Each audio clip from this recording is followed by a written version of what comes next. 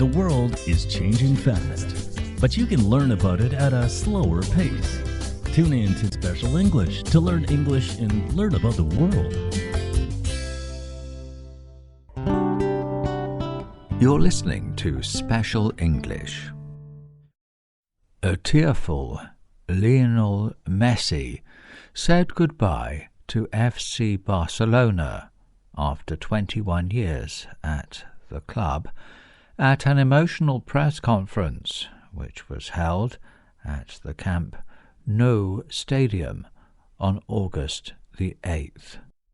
The news Messi would not be signing a new contract with the club that he joined as a 13-year-old and scored a record 672 goals for has shocked football when it was confirmed on August the 5th. The striker confirmed the reason why he was leaving was because the club could not fit his contract into the tight wage ceiling imposed by La Liga due to Barca's massive debts.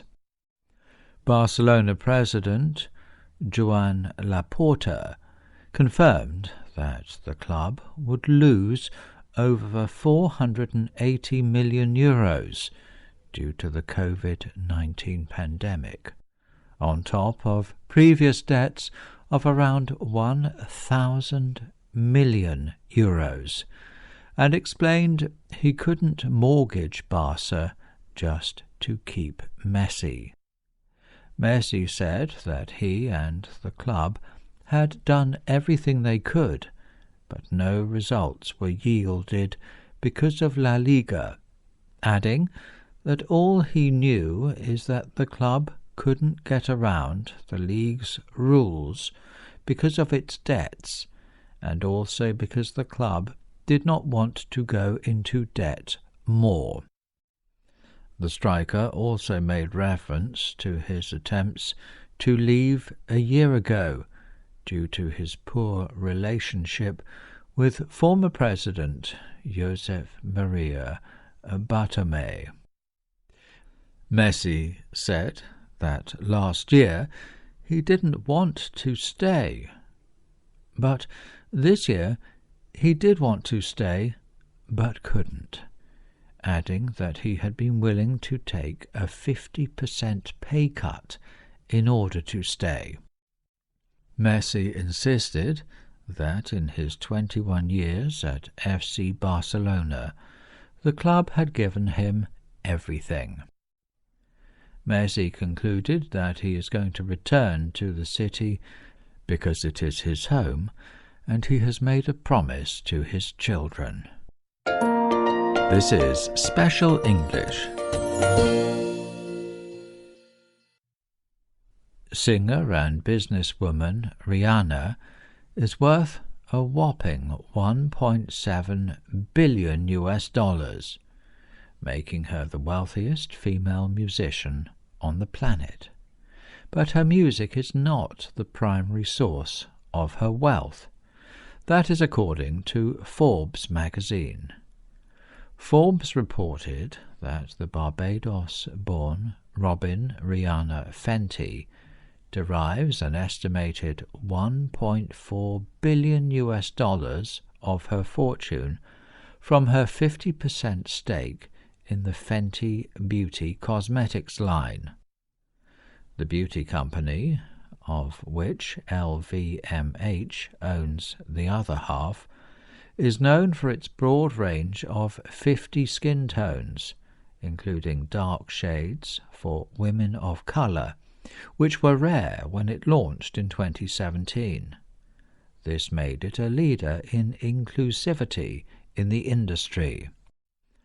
The magazine said that Rihanna's lingerie company, Savage X Fenty, also contributes to her net worth, pegging the company at $270 million. Although she has not produced an album since 2016, Rihanna still holds sway over legions of fans, with more than 100 million followers on Instagram and Twitter. As Forbes said, the singer of Umbrella and Love the Way You Lie ranks second behind Oprah as the richest female entertainer. You're listening to Special English.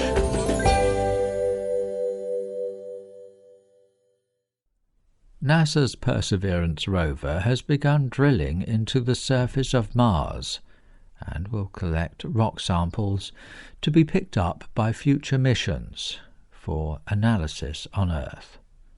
On August the 6th, the U.S. Space Agency published images of a small mound with a hole in its center next to the rover, the first ever dug into the red planet by a robot.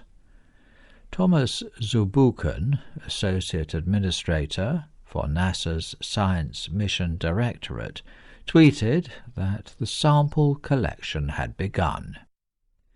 The drill hole is the first step of a sampling process, with the aim of looking for signs of ancient microbial life that may have been preserved in ancient lakebed deposits. Scientists also hope to better understand the Martian geology.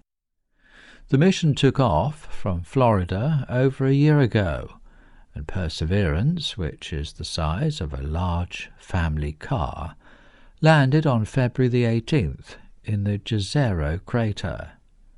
Scientists believe the crater contained a deep lake 3.5 billion years ago, where the conditions may have been able to support extraterrestrial life.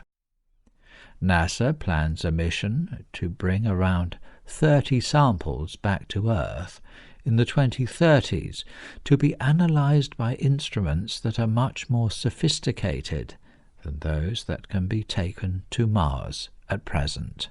This is Special English. Schools in China's areas classified as having medium or high risks of COVID-19 outbreaks may delay the start of the upcoming autumn semester. Liu Peijun, an official with the Ministry of Education, told a press conference that should there exist the medium or high-risk areas right before the start of the new semester, schools in the area will adopt postponement accordingly. The official said that COVID-19 prevention and control is the top priority for the new semester's work. Liu said that local education authorities and schools have been asked to carefully make thorough preparations for various scenarios to ensure a smooth and safe start to the new semester. Liu said that education authorities across the country, in cooperation with medical institutions, will organize vaccinations for students aged between 12 and 17 properly and safely upon informed consent from the students as well as their parents and guardians. Liu added that the ministry will work with health and disease control authorities to roll out plans for COVID-19 prevention and control before and after the opening of the new school year. You're listening to Special English.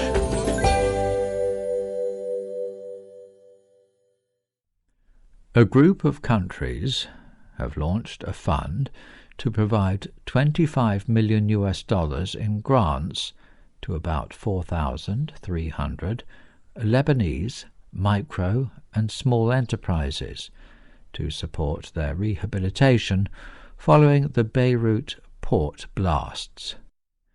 A statement released by the World Bank said that the Building Beirut Businesses Back and Better Fund, formed by Canada, Denmark, the European Union, France and Germany, will cover the Lebanese enterprise's expenses related to working capital, technical services, equipment and repairs. The statement said this fund will help preserve the private sector's jobs and reduce business closures and layoffs in Lebanon. According to the statement, around 30% of the selected micro and small enterprises will be women-owned or women-led that will benefit from financial and technical assistance to help them build back better. Efforts will also be made to identify and support those Lebanese entrepreneurs and businesses who directly or indirectly suffer from disability as a result of the Beirut port blasts last year. The statement said that around 17% of Lebanese firms were confirmed or assumed to have been permanently closed. 79% have experienced reduced sales by 69% on average, while 61% have decreased the number of permanent workers by 43% on average. This is Special English. South Africa's legislative capital, Cape Town, announced that it has established an online film locations library as part of assistance to the film industry that is trying to recover from the COVID-19 pandemic. The city said in a statement that Film Cape Town, a project between the Cape Town municipality and the city's film industry, puts over 1,300 images and videos of locations across the city online to showcase the city's amazing locations, film studios, infrastructure and architecture. The image library is expected to assist in identifying potential locations in the pre-production phase of films, provide footage and images to filmmakers to help them complement their projects, and promote the city as a competitive international film destination. Alderman J.P. Smith, the city's mayoral committee member for safety and security, said in a statement that the city municipality and Film Cape Town are working on promoting the local film industry ahead of summer, the peak season for film, adding that the image library is one of the first steps of the city's long-term strategy assisting the film industry, which has experienced a challenging period during the past 15 months. Cape Town is a popular destination for film and media productions in Africa, with a variety of world-class locations, studios, facilitation companies and specialized crew. The film sector is a priority sector in the economy of Western Cape Province, where Cape Town is located. 2019's official figures show the sector generated around 5 billion rand a year for the region, about $345 million, as well as creating thousands of jobs. Are you one of the many looking to improve your English language skills by watching films or TV shows but feel it's too fast or get lost in the words? Well, slow things down with Special English, where you can polish your reading, listening, and pronunciation at your own pace. Get caught up with current news and international affairs while getting your daily English lesson with us. Find us on chinaplus.cri.cn, Apple Podcast, or Himalaya by searching for Special English.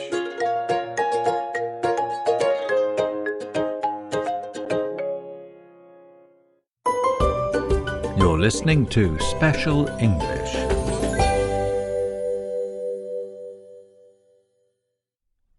Chinese authorities have released guidelines on advancing sustainable and healthy development in the hog industry, detailing tasks to avoid drastic fluctuations in the market and ensure stable supplies. According to the guidelines jointly released by government agencies, including the Ministry of Agriculture and Rural Affairs, in the coming 5 to 10 years, China will see cyclical market fluctuations effectively alleviated and capabilities of the pork supply security increased, with an aim to maintain the market's self-sufficiency rate at around 95%.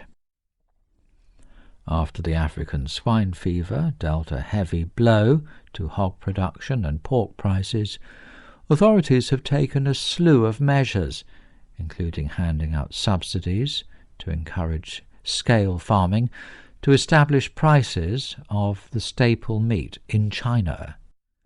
The guidelines noted, while hog supply has gradually been restored, the wild swings in production capacity that have long plagued the development of the pig industry have not yet been fundamentally solved.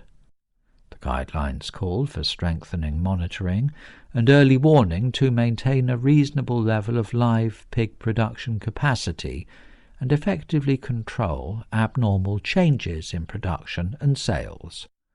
More efforts should be made to give full play to the decisive role of the market and allow the government to play a better role, with more market-based methods implemented to alleviate cyclical fluctuations. While cyclical fluctuations of pork supply and prices are a worldwide phenomenon, such volatilities are especially high in China, partly because the majority of the country's pigs are produced on family farms. This is Special English. A captive giant panda gave birth to a pigeon pair of cubs in northwest China's Shanxi province. The Provincial Forestry Bureau issued the news on August the 4th. The giant panda, named Yaya, gave birth to a male cub weighing 110 grams and a female cub weighing 137 grams at Qinling Giant Panda Research Center in the afternoon on July the 31st.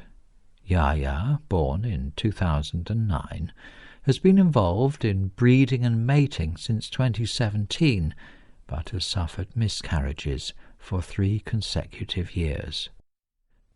As for this year, in order to ensure successful reproduction, the research centre staff carried out a series of obstetric checks and treatments for Yaya, which laid a good foundation for the smooth birth of the cubs. In 2021, the research centre has witnessed the birth of 4 cubs, which raised the number of captive Qinling giant pandas to 36. The Qinling giant panda is a subspecies of the giant panda first recognized in 2005. It has a smaller and rounder skull, shorter snout, and less fur than the more familiar Sichuan subspecies. You're listening to Special English.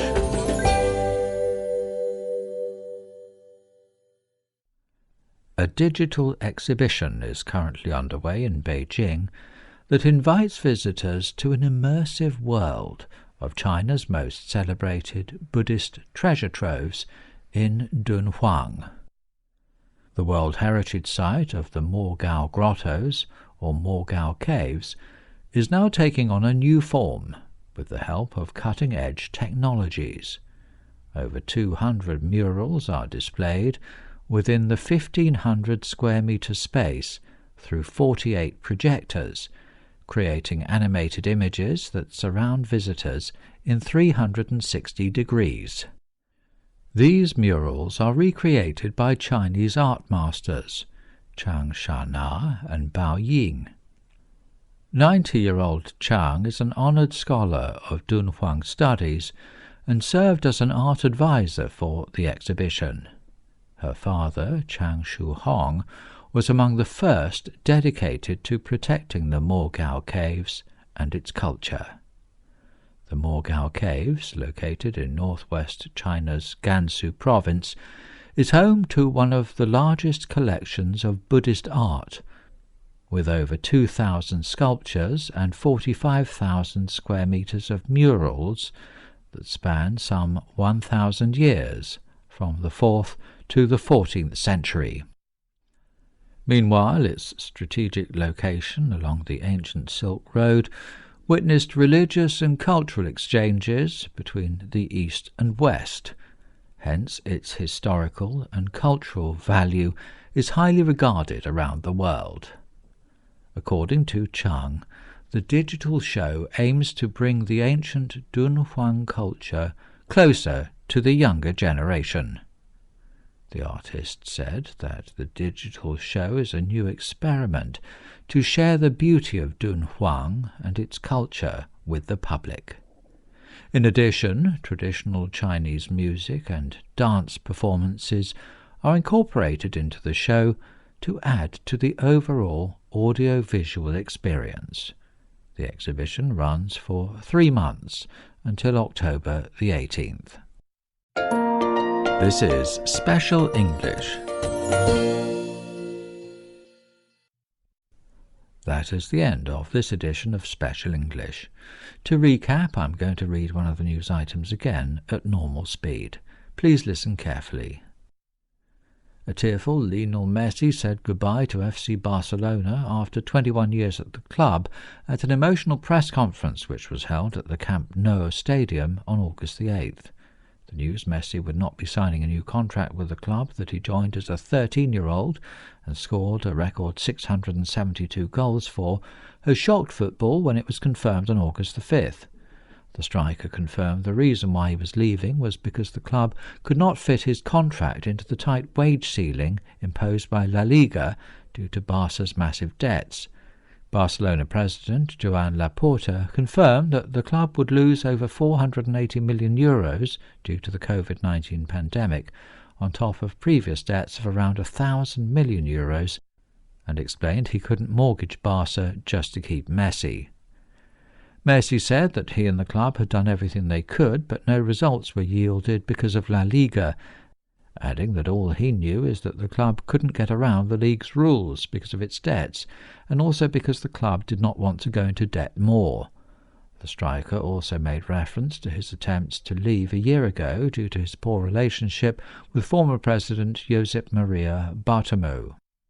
Messi said that last year he didn't want to stay, but this year he did want to stay but couldn't, adding that he had been willing to take a 50% pay cut in order to stay. Messi insisted that in his 21 years at FC Barcelona, the club had given him everything. Messi concluded that he's going to return to the city because it's his home, and he's made a promise to his children.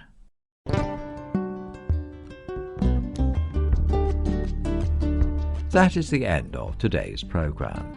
I hope you'll join us every day to learn English at a slower pace.